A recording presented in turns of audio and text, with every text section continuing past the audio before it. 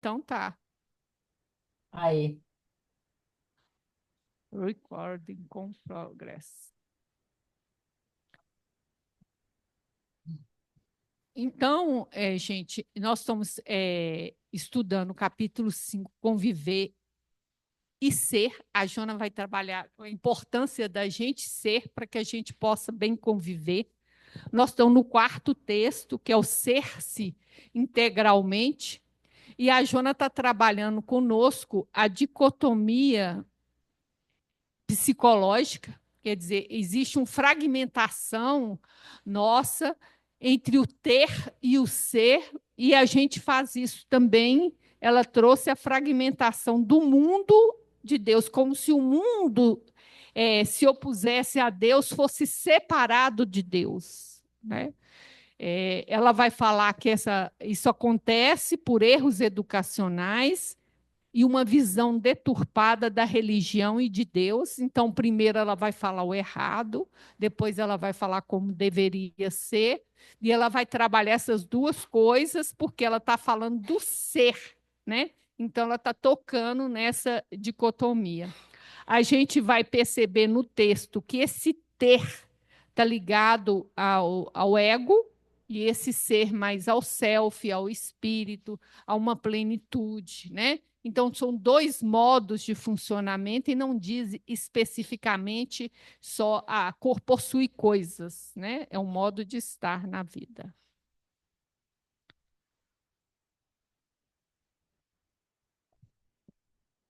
Quando algo constitui uma incitação à luta em favor do crescimento intelecto-moral, ao desenvolvimento espiritual, a conduta neurótica espera que tudo lhe seja solucionado a passe de mágica, pelo fenômeno absurdo da crença religiosa, mediante um milagre, por exemplo, ou uma concessão especial, que se constitua privilégio, como se fosse um ser excepcional.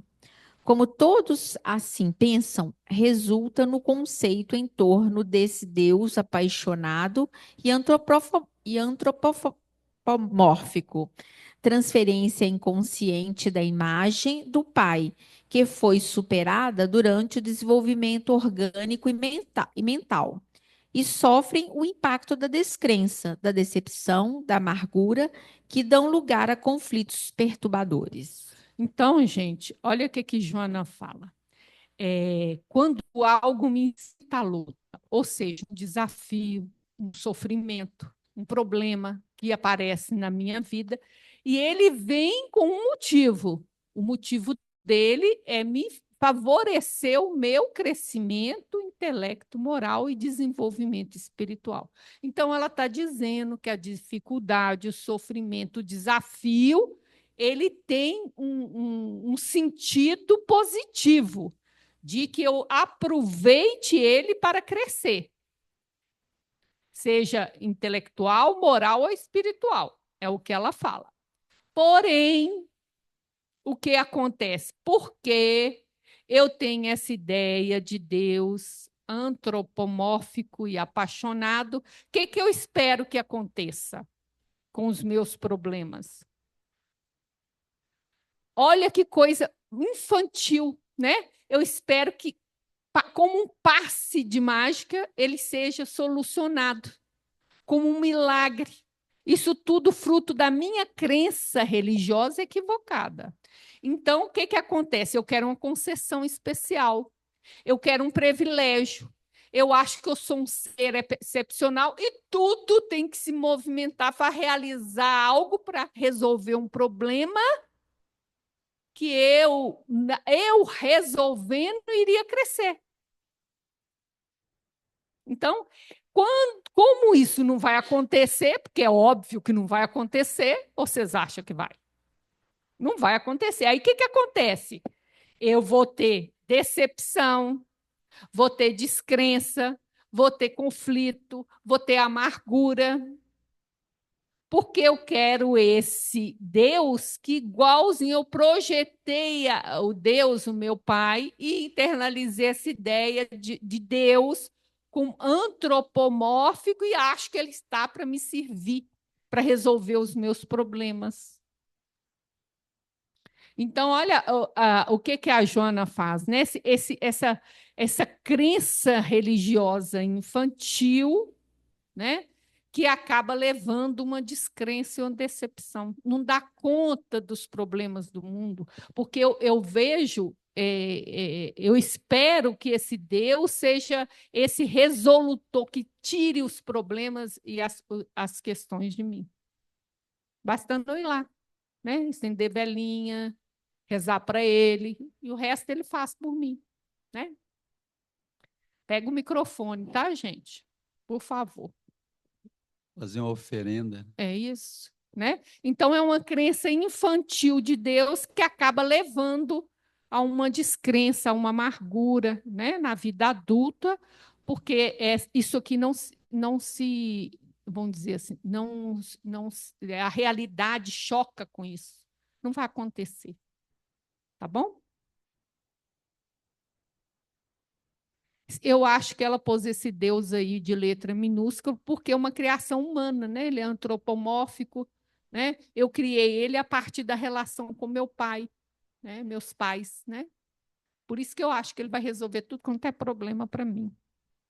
E eu ainda fico na posição infantil, né? Se a educação infantil se preocupasse em preparar a criança para tornar-se um ser integral, sem fracionamentos, utilizando-se de todos os preciosos recursos de que é constituída, à medida que evoluísse, não experimentaria os tormentos das frustrações defluentes das lutas pelo ter e pelo poder. Então a Joana fala: se a educação nossa fosse correta, porque ela não é, né? Ó, se a educação infantil preocupasse com o que devia, né? Então logo a nossa educação não preocupa. Em preparar a criança para se tornar um ser integral, então ela está falando que a nossa educação está incorreta. Tá? Sem fracionamento. Por quê? Porque nossa educação provoca o fracionamento. Alguém tem ideia por causa de quê que provoca fracionamento? Isso. Sim, mas neurose é a divisão, né? Que acontece na nossa psique. E por quê? O que tem de errado na nossa educação?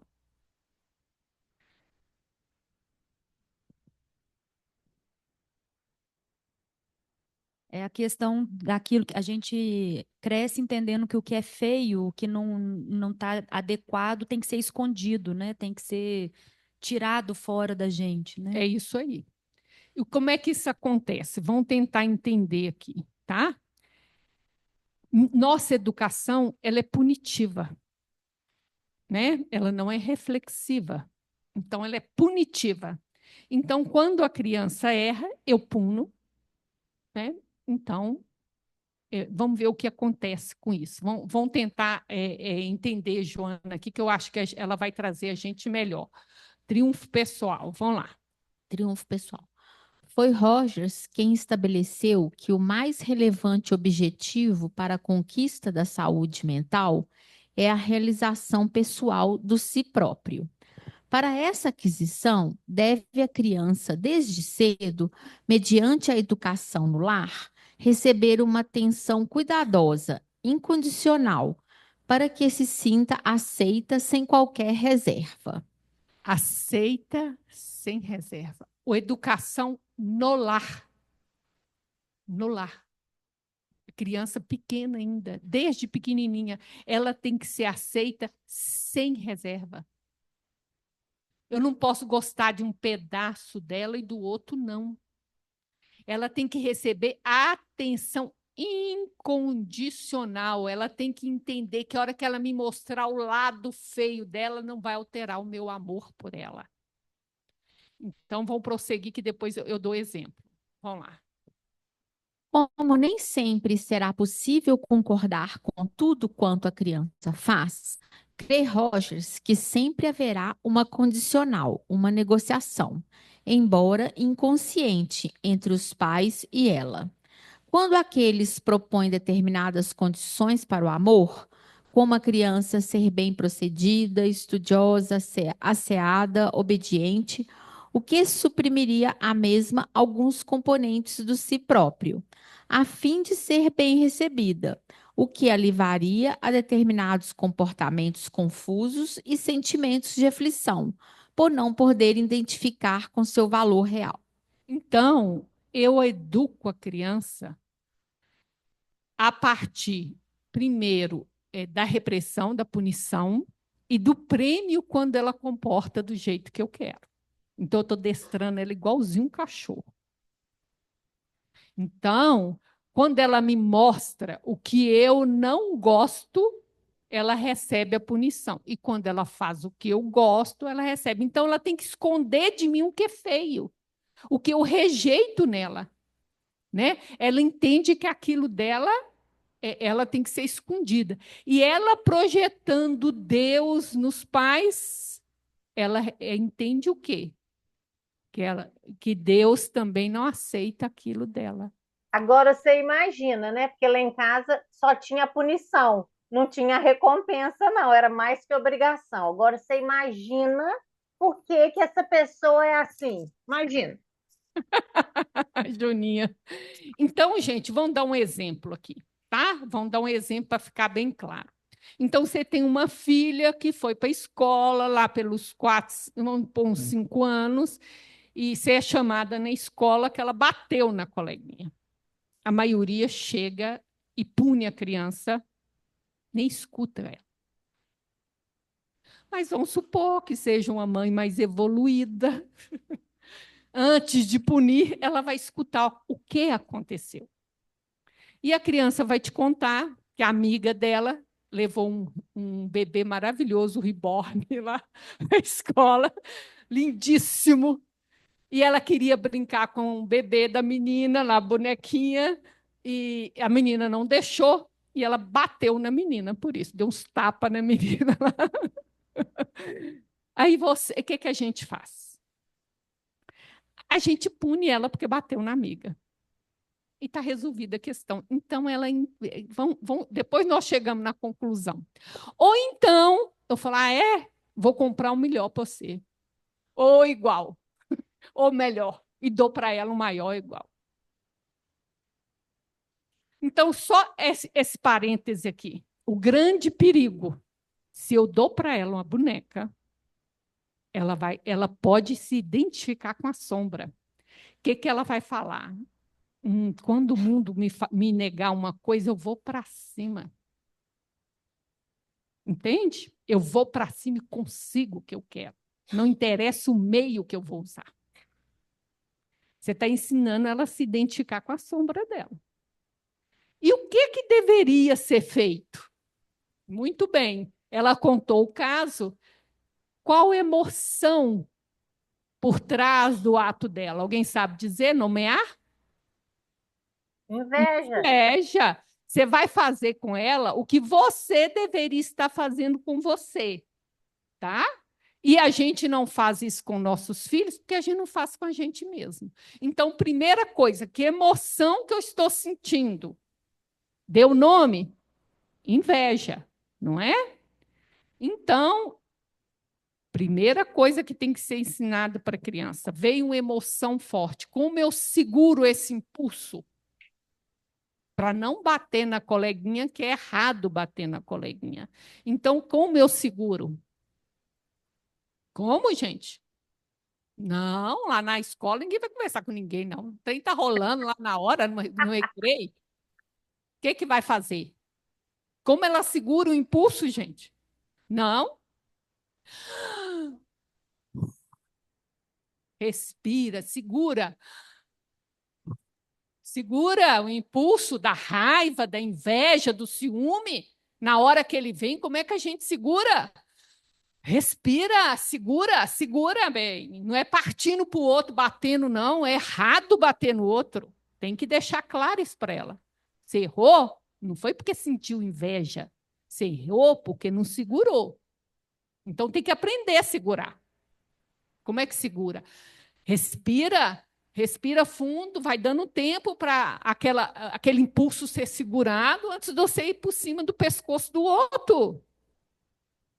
Beleza. Segunda coisa, como é que a gente faz? Expressa a emoção. Aí sim, como é que a gente expressa a emoção? Desenha, fala. Então, você vai ensinar, elas vão dar um desenho para essa inveja. Deixa ela desenhar a inveja, pôr cor na inveja, pôr cara na inveja, para ela expressar essa emoção. Tá? Como é criança, naturalmente, possivelmente, essa ainda é a raiz, a base. Né? Então, aí a gente vai conversar. Primeiro, ela vai ter que pedir desculpa para a colega, porque é errado bater na colega. A segunda coisa, a gente vai ter que ter uma conversa, porque a gente não pode ter tudo o que quer na vida.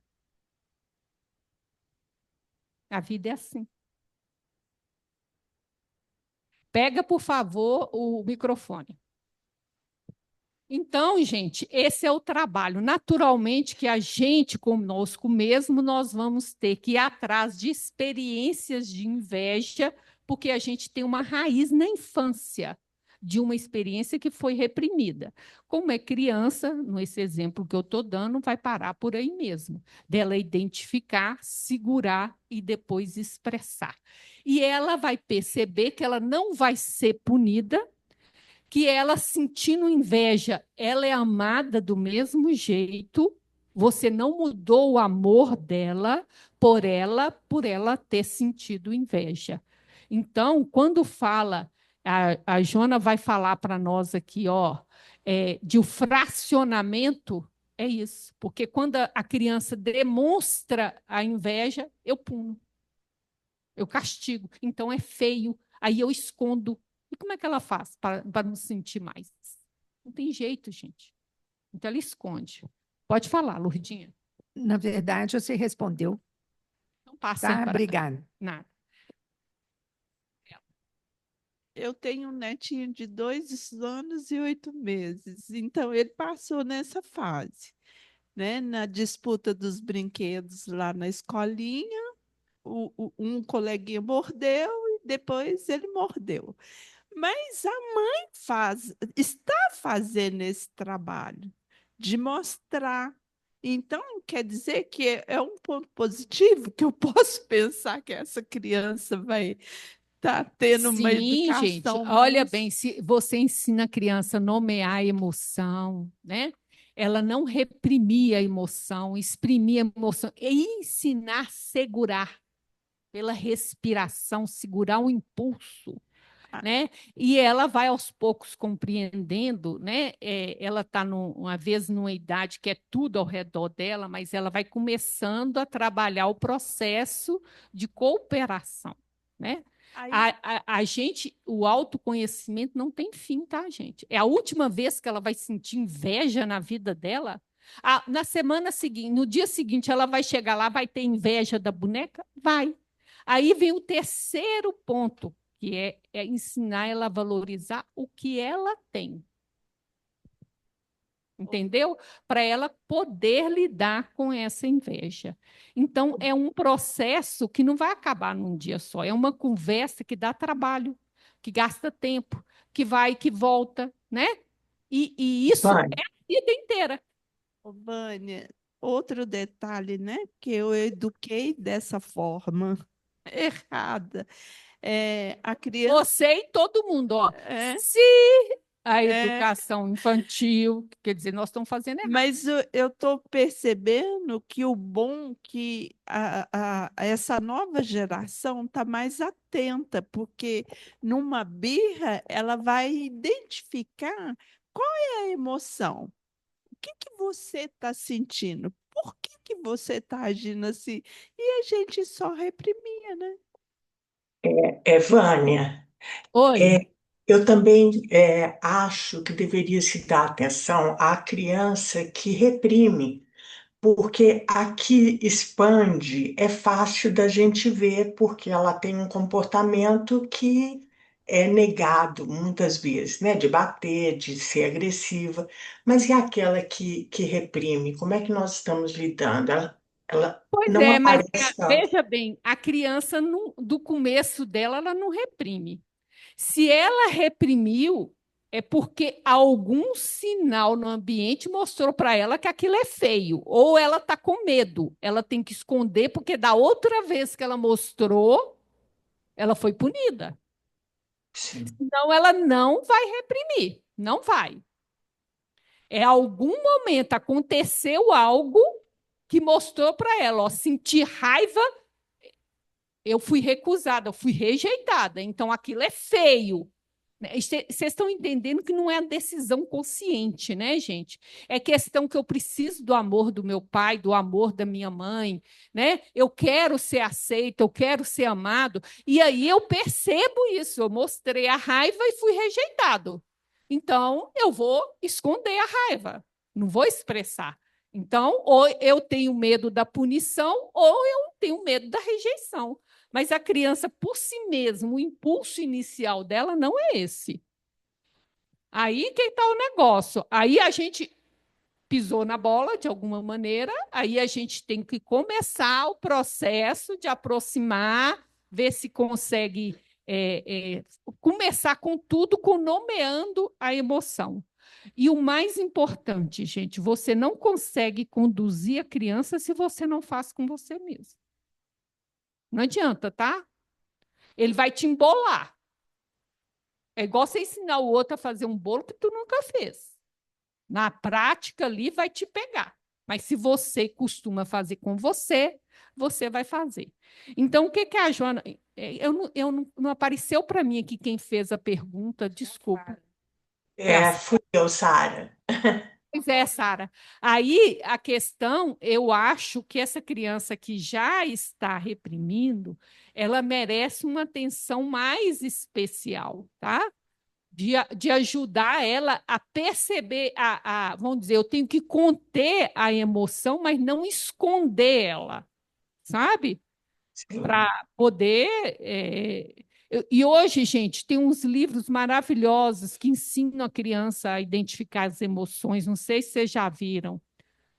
É uma gracinha, tem cada livro mais bonitinho que põe cor nas emoções, ensina desde novinho não, Muito mas é bem. para criança maiorzinha, né? Divertidamente. Aham. Obrigada, viu, Para ela Dani? lá atrás, gente. Pega o microfone que o pessoal de casa não vai escutar. É interessante que esse livrinho, meu netinho já tem uns dois, e intuitivamente parece que ele pega aquilo que ele precisa. Aí a vovó ou a mamãe vai ler para ele e explicar. Então, eu fico fascinada de ver a cabeça, né, a mente agora atenta a esse progresso que a gente precisa de ter. É isso aí.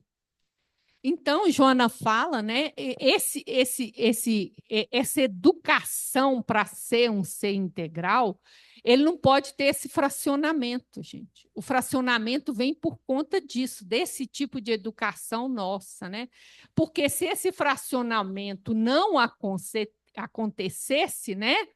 Ela teria recursos, ó, para, à medida que evoluir, não teria os tormentos da luta entre o ter e o poder. A luta do ter e poder é a ação do ego, que está fragmentado, ele está perdido da sua própria essência. Entendeu? É essa aceitação de todos os lados do outro. Né? É o amar. Quem colocou o videozinho de uma criança de fralda de uns 2 ou 3 anos no grupo, né, de uma oriental conversando com o bebê assim, devia ter uns 2,5, 3 anos, né? Chega um momento que ele vira para ela e pergunta: e você me ama mesmo eu tendo raiva? Ele pergunta para ela. Que ele começa falando que o pai ficou nervoso e ele falou com o pai: respira para você ter uma opção inteligente. Quer dizer, ela já tinha ensinado para ele: a hora que a raiva vem, respira. para segurar o impulso, né? E ele falou para o pai, porque ele derrubou um prato no chão, o pai ficou nervoso, ele falou, respira para você fazer uma opção inteligente. O pai respirou e ele contando para a mãe. E ele fez uma opção inteligente, fez uma opção inteligente. E aí ele falou que ele ficou com raiva, e ele pergunta para ela, e você me ama quando eu fico com raiva? Olha só. Por trás aqui. Ela falou assim, eu te amo. Né? É a dúvida nossa, né? Pega o microfone. Aonde Gente, o povo de casa fica doido, porque eu fico falando de que Vânia está falando, se ela não escuta o que vocês estão falando. me explica melhor essa educação infantil quando fala que hoje os que estão reencarnando, o intelecto está maior e precisa mais dessa moral. Tem uma diferença? Deu para você me entender? Eu sei, tem essa história mesmo, mas não sei, vou falar a verdade que eu não sei. O que eu sei, o que eu entendi dessa reencarnação de espíritos para ajudar no mundo de regeneração, são espíritos mais comprometidos com mudança. Mas, gente, são espíritos que eles não têm como transcender o meio, tá? Só o Cristo pode transcender o meio. Então, a educação que eles têm que receber é muito importante, né? O mais importante de tudo isso não é focar na criança, foca em nós. Porque se a gente faz o autoconhecimento, a gente vai saber lidar com leveza com a criança. Se a gente faz o autoconhecimento, a gente para de projetar nossos sonhos na criança, dela carregar nossas expectativas.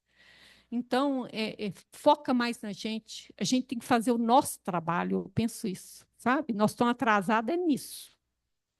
Né? Aí agora a Joana vai passar para a questão da religião. Ao mesmo tempo, o conceito de Deus inerente e transcendente a tudo e a todos, como a força inicial e básica do universo, evitaria a transferência do conceito paterno, mantendo-lhe, não obstante, a aceitação da causalidade absoluta. Então, ela falou lá a questão da descrença, dos conflitos, daquele Deus que ela pôs em letra minúscula, que é um Deus antropomórfico. Então, ela está falando o quê? Que a gente deveria trabalhar, né? Com quem? Com as crianças e conosco. A ideia do Deus inerente ou dentro de mim, e o Deus criador transcendente, que é o Deus criador do universo, os dois deuses, né? Que une tudo e todos.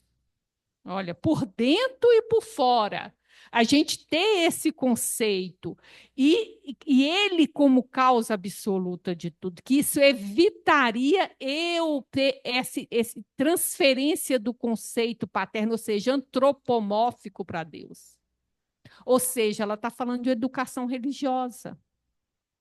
De uma educação religiosa que eu entendesse esse Deus como que é aquele que habita em mim, o Deus que é a casualidade, que ele é transcendente, que cuida de todos nós.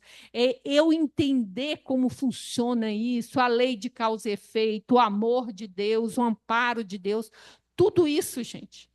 E que eu nunca estou desamparado, pois Deus está dentro de mim, como eu posso estar desamparado? Agora, de quem é a obrigação de fazer educação religiosa e sentimental da criança? Os pais? A família? Os meios? O que vocês acham? É o centro espírita.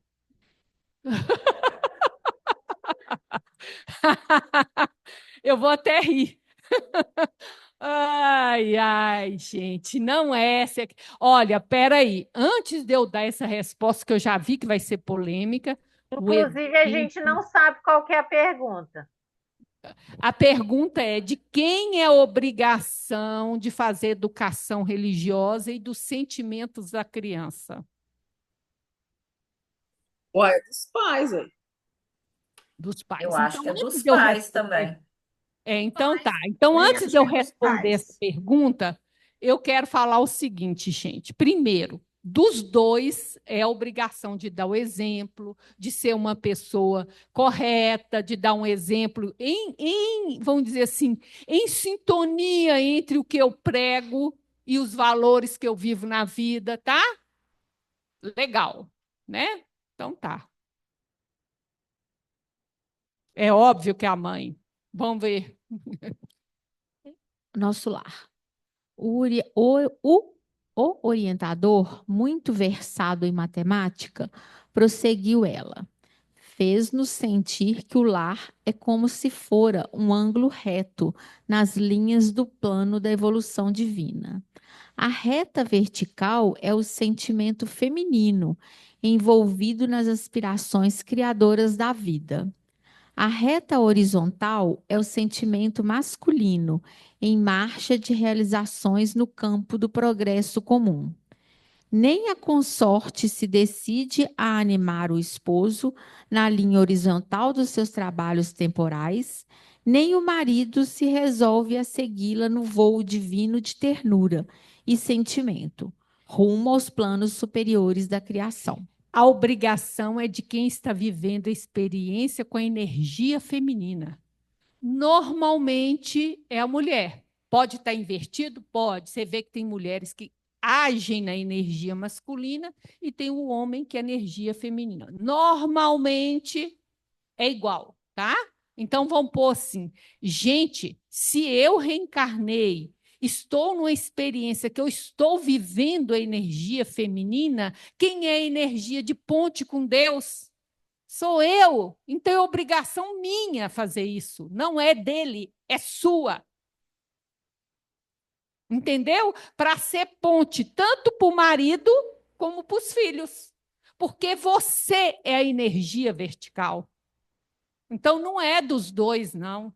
E a mesma coisa, esse processo de autoconhecimento que envolve sentimento é da mulher fazer com os filhos. Porque os homens que estão aí não podiam nem chorar. Eles não sabem nem o que sente, porque era proibido o homem sentir. Como é que ele vai ensinar para o filho dele? Essa geração, pelo menos, daqui para trás, não tinha. Não tinha isso, gente. Como é que ele pode ensinar isso para o filho? E, além do mais, a energia feminina é que mexe mais com o sentimento. Então, quem é que deve fazer isso? É a mulher. Eu não citei a Bíblia, porque na Bíblia fala que é a mulher, tá? Mas eu não citei a Bíblia porque eu quis trazer aqui, para vocês não falarem que é uma coisa desatualizada de 2000 anos atrás. A obrigação é da mãe judia educar o filho. Depois ela passa para a sinagoga e para o pai, tá? Mas, Vânia, mas nós não estamos Vânia, falando daquele tempo, nós estamos falando de nós. Pode falar. você saberia falar em qual parte da Bíblia que fala sobre isso, para depois eu dar uma estudada? Em sabedoria, É, no Velho Testamento. no Antigo Testamento, em sabedoria. Então, gente, olha como é que isso é grave. Estamos nós preparadas para perceber nossos sentimentos, a nossa religiosidade, como eu vou ensinar para o outro essa religiosidade de Deus inerente, de Deus transcendente, a identificar os meus sentimentos, se eu não faço isso comigo? Entendeu? Agora vocês entenderam por que que é a mulher? Pega o microfone.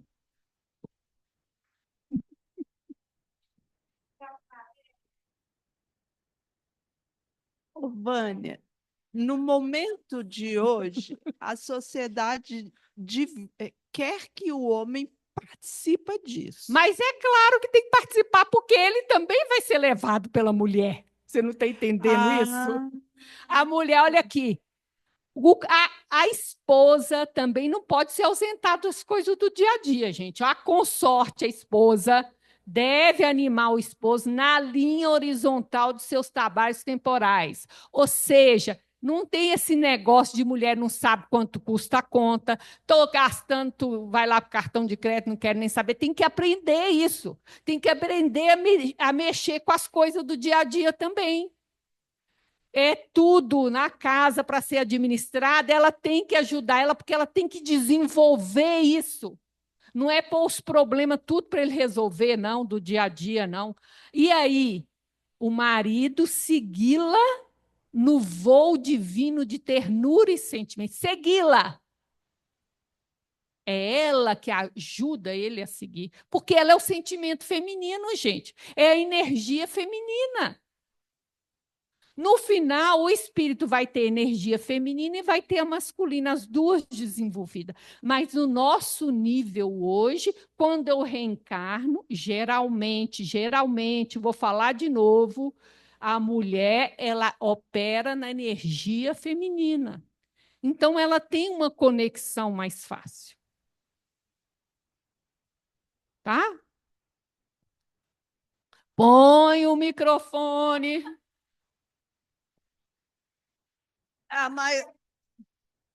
E a maioria deles só aprendem isso quando eles desencarnam. Que aí você recebe recado lá de cima falando isso. Impressionante. Deles quem que você está falando? Dos homens? Dos maridos? A Júnia está falando dos maridos. Nem todos, hein? Põe todos no pacote, não. É isso aí. É muita gente, né, Vanessa? Todo mundo é muita gente. É. Vou fazer propaganda do meu, não. É isso. Espera aí que o Renê levantou para falar.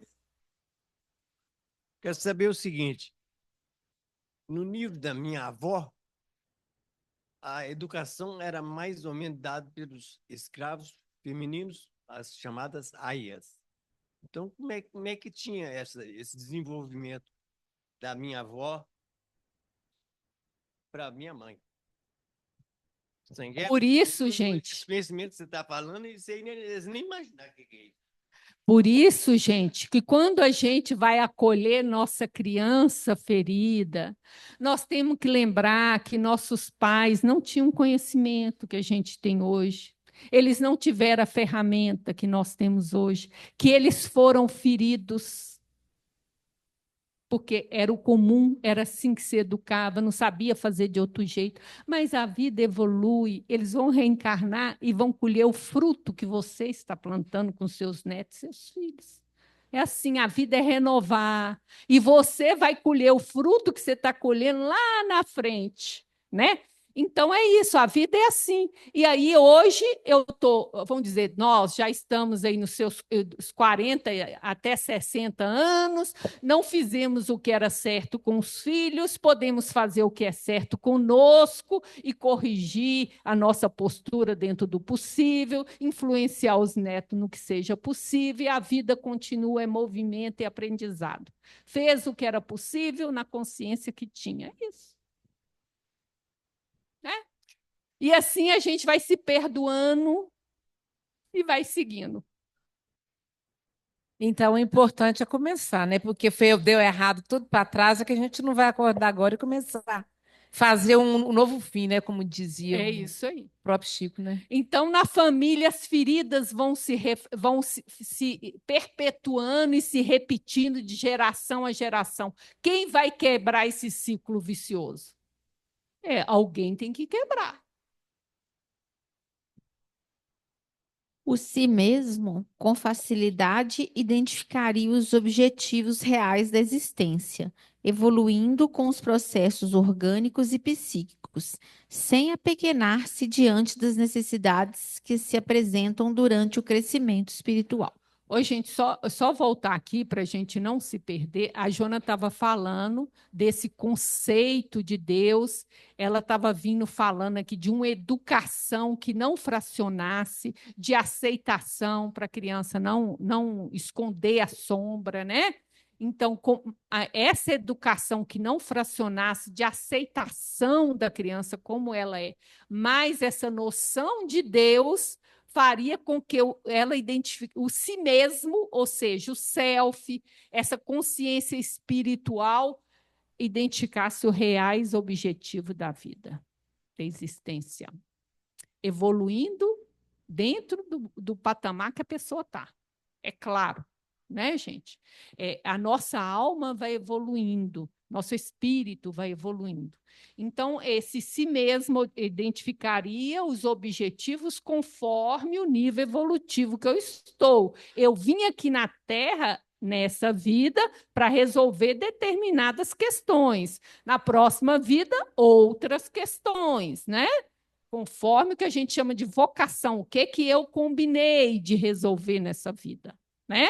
Então, ele identificaria isso facilmente se não tivesse essa fragmentação. Porque aí a sombra fica como um véu, ele não consegue acessar essa essência dele, o si mesmo, o self, a consciência mais profunda espiritual, porque essa sombra não deixa. Essa sombra que foi criada a partir da repressão, ou da punição, ou da rejeição, que aí eu escondo o que é feio. Né? É isso. Tá bom? Lembrando que é claro que um objetivo de um espírito num patamar é um, no outro patamar é outro, né, gente? Esses são objetivos conforme a evolução do espírito. Esse programa educativo evitaria a criança interior ferida pela negligência ou superproteção dos pais, facultando-lhe um desenvolvimento compatível com o nível de evolução em que estagia cada espírito. Ai, gente, superproteção magoa? Todo mundo gosta de fazer isso, né? Educação brasileira, então? O que vocês acham? Ela está falando que a superproteção cria criança ferida. Eu achava que era só bater, era só fazer chantagem emocional. Né? Quer dizer que muito pão de ló também. Por quê? Alguém sabe me dizer que superproteção faz criança ferida? Ela acaba se sentindo impotente, né, para fazer, para impotente. É isso aí. Me faz sentir incapaz, porque ela faz para mim porque eu não tenho capacidade de fazer, porque eu sou fraco. Por isso ela resolve tudo para mim. Entendeu? Isso destrói a autoestima, a confiança de você em resolver os seus problemas. Por isso cria criança ferida. Então, a Jona fala que esse processo educativo, nós não teríamos criança ferida. Logo, se a gente não teve isso, todos nós temos criança ferida, né? Não é óbvio? Então, todo mundo aqui tem criança ferida. Logo, cada vez que você tiver um problema de reação, de relacionamento, vá fazer o autoconhecimento, você não vai parar lá naquela criança igual eu parei. Pode ir que essa inveja tem outras camadas que vai chegar na criança ferida. Tá bom? Então ela não teria criança ferida e teria um desenvolvimento conforme o nível evolutivo dela, ia fazer os passos mais tranquilos, sem ter que se confrontar com essas dores. Porque, gente, olha, essas dores da criança ferida, essa sombra, a gente tem que resolver isso, porque isso tem uma energia muito grande, então ele fica mais superficial na psique, e impede que eu aprofunde para chegar no Deus em mim, no Cristo que habita em mim, em chegar na minha consciência espiritual. Entendeu? Aí, se você não tivesse, ficar mais fácil. Pega o microfone. Eu vou fazer uma placa, gente.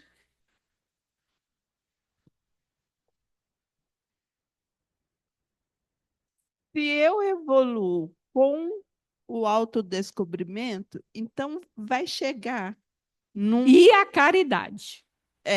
vai chegar um patamar que não vai ter nada disso. Pensemos nós, será que vai chegar um momento quando você for um Cristo, talvez? Porque imagina bem, como que a gente viu, como que Freud descreveu o aparelho psíquico? O mar é o inconsciente. Tu é um iceberg. A pontinha do iceberg é o seu ego, sua parte. O resto tudo tu não conhece. Você acha que vai demorar quanto tempo para você conhecer tudo isso? Mas vejamos bem, gente. Vejamos bem. Existem coisas do meu consciente que nunca vão ser conscientes. Por exemplo, eu não tive evolução no mineral, não passei pelo vegetal, não passei pelo... Eu não tinha consciência nesse tempo, mas essa experiência está registrada em mim. Então, isso nunca vai ficar consciente. Então, eu tenho que ir apaziguando essa memória que traz conflito de coisas erradas que eu não fiz e não assumi a responsabilidade. E transformar isso em experiência. Então, isso vai apaziguando o meu inconsciente, a ponto que Joana vai falar que quando chegar o Cristo, ele não tem sombra perturbadora. Né? É um longo movimento ascensional de autoconhecimento, não vai terminar tão cedo. Quando eu chegar no Cristo, eu volto e falo para vocês. Se vocês não estiverem lá do meu lado. Ou se estiver na frente, vocês voltam e falam para mim. Aí eu vou contar para vocês aqui, eu conheci tudo.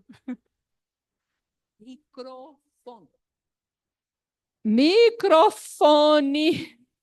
Eu não vou responder se não pegar o microfone.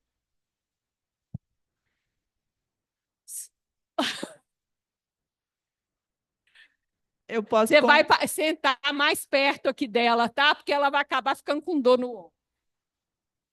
Eu posso concluir que a única mãe que não teve problema foi Maria. Gente, qual o único espírito que não erra? O Cristo. Tá bom? Tá respondido. É óbvio que Maria foi uma mãe muito mais plena do que eu tenho capacidade de ser. Né? Óbvio. Né? É claro. Né? Mas perfeição, não, né, gente? Eu já falou, qualquer espírito pode cair até chegar à condição de Cristo. Agora, nós podemos dizer que o Cristo foi consciente desde novinho, está lá no livro Boa Nova. Então, ele não era influenciado pelo meio. Ele transcendeu o meio, mas ele é um Cristo. Nós não. Quer falar? Já eu peguei. No livro dos Espíritos, fala dos espíritos puros e coloca os Cristos como sendo dentro dessa categoria, mas à frente, os coordenadores dos espíritos puros. Então, quando você fala que só quem não teve sombra, quem não teve problema, quem for Cristo, eu posso entender também como outros espíritos puros que não são da categoria do Cristo, mas que são puros. Não sei. Aí que está o negócio, né, gente? Nós não sabemos. Chegou uma categoria que é mais silêncio do que qualquer coisa, está muito fora do nosso campo de exame. Quando você chega a Cristo, você começa uma outra escala evolutiva, né? Então é tudo eu acho, eu penso, entende? Não tem ganho para nós, né? Seriam os espíritos dessa classe não estariam sujeitos à queda, beleza? Possivelmente, se não teriam sombra, possivelmente. Não podemos afirmar porque Vânia não traz conhecimento. Isso teria que Joana escrever, alguém escrever para eu ler e fazer processo. O resto é suposição, é opinião pessoal.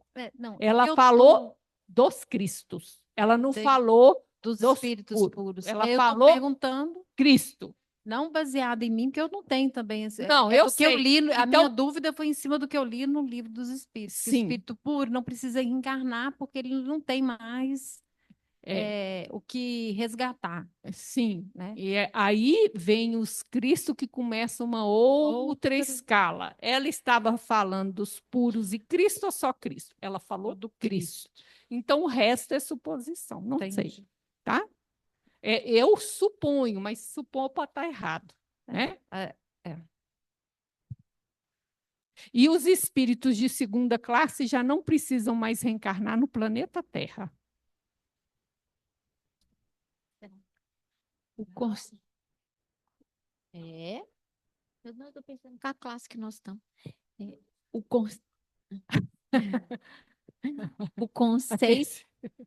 O conceito de culpa seria examinado sem castrações, demonstrando que é perfeitamente normal a sua presença, resultado inevitável do cair em si, após comportamentos irregulares, aceitando-a e liberando-a por intermédio da reabilitação, do processo de recomposição dos danos que foram causados pela presunção ou pela ignorância.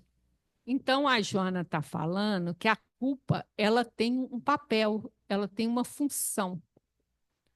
Né? Qual que é a função da culpa? Cair em si, né? Cair em si. Exatamente. Falar, tu errou, tu pisou na bola, tá errado o que você fez. Então, ela tem uma função. Agora, não deve permanecer nela. E ela fala que tem 2 motivos pelos quais a gente erra. São 2 só. Pela presunção e pela ignorância. Isso aí. Você escolhe, ou foi por um motivo ou foi por outro, que a gente errou. Ela fala isso aí. Então, o que, que a Joana fala? Que para libertar da culpa mesmo, você só vai conseguir com a reabilitação, com o processo de recomposição dos danos. Não tem outra maneira. Então, se a gente for em reabilitação, ele vai falar disso, de restauração, de regeneração, de devolver a alguém uma condição que ele tinha antes, o mais próximo possível do que ele estava antes, que é o que a gente vai ver Kardec chamar de reparação. Porque o Kardec fala que o arrependimento é o primeiro passo. Enquanto eu não reconheço que eu fiz de errado, não vai acontecer nada, né, gente? Então, arrependimento é o primeiro passo, porém, precisa da expiação e precisa da reparação. Então, a expiação, se a gente fosse trazer para a Joana, o arrependimento começa com confronto com a minha sombra. Quando eu encontro, eu sou defrontada com o meu erro, que ela vai chamar de cair em si. Esse é o arrependimento, né? Que a culpa vai trazer, apontar para mim. Eu errei. Eu errei. E a expiação é a dor imensa que a gente sente quando entra em contato com a nossa sombra. A dor de perceber o erro e o porquê eu errei, que vai fazer esse processo de arrependimento, que é de mudança de mente, de expansão de consciência, porque vai vir um conflito entre o que eu achava que eu era e o que eu sou. E o conflito que traz consciência, que expande a minha consciência, muda a maneira de eu enxergar as circunstâncias, as pessoas, eu mesmo. E a culpa termina de, vamos dizer, de sumir à medida que eu reparo o mal que eu fiz. Então, vamos ver se a Joana traz aqui. Então, aqui, aceitando-a, acolhendo o erro, essa parte minha que me liberou, e liberando através da reabilitação. No recomposição de danos.